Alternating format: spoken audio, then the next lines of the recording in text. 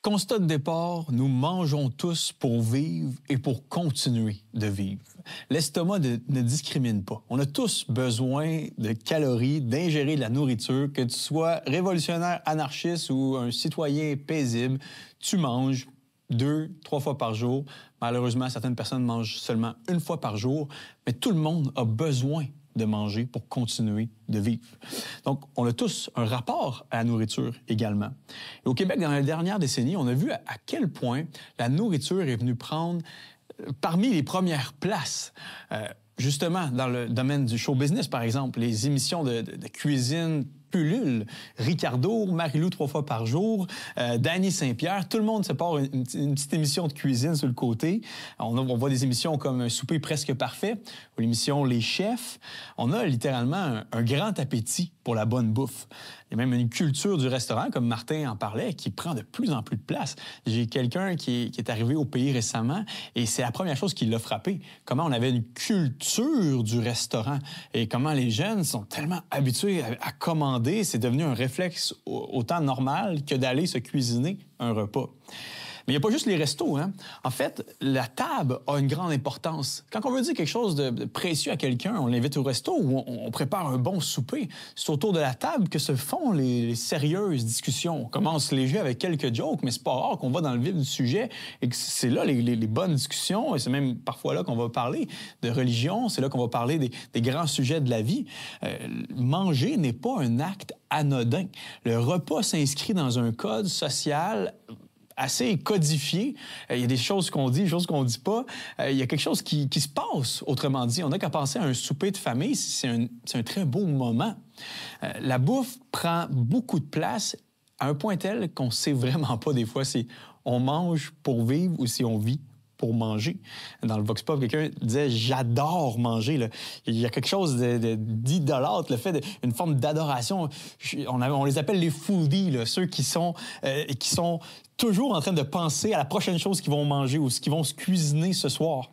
En fait, il faut savoir que ça ne date pas d'hier. Hein? Dans l'Antiquité, il y avait des orgies impériales de bouffe où la bouffe était mise de l'avant comme si c'était la chose essentielle. Et les gens se pitchaient dans la bouffe de manière assez intense, à un point tel que l'apôtre Paul va parler des gens qui sont ennemis de la croix en disant, en Philippiens 3, verset 19, « Ils ont pour Dieu leur ventre ».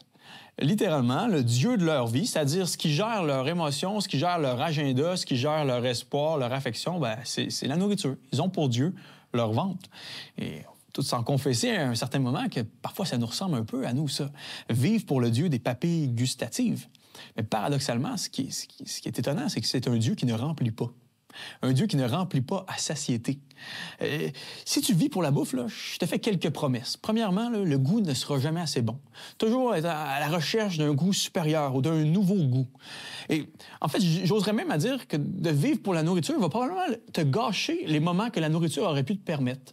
Alors que tu es assis là à la table, en famille ou en bonne compagnie, le fait d'être centré sur la nourriture qui n'est peut-être qu'au fait un petit peu plus accessoire que tout le reste qui prend place, le fait d'être centré là-dessus, ça va peut-être te faire perdre l'essentiel, qui est justement les relations, le fait de recevoir des gens chez vous, le fait de communier avec des gens et de non pas communier avec une cuisse de poulet.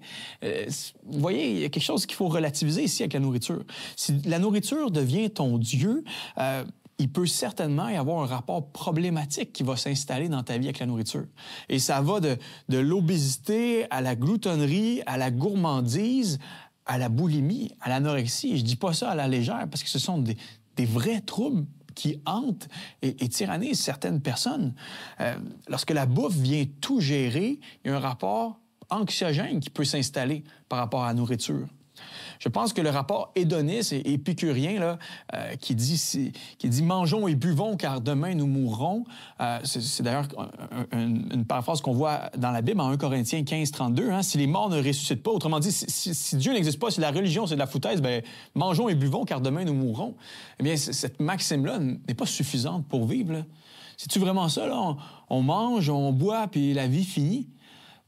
Il me semble que même dans notre expérience culinaire, il y a quelque chose de plus transcendant et sacré qui prend place.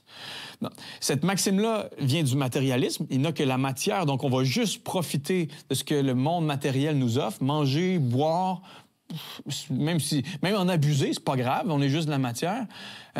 Cette maxime-là est matérialiste, mais quand on partage un bon repas ou qu'on goûte à quelque chose d'excellent, on est justement transporté en haut de la nourriture, en haut de la matière.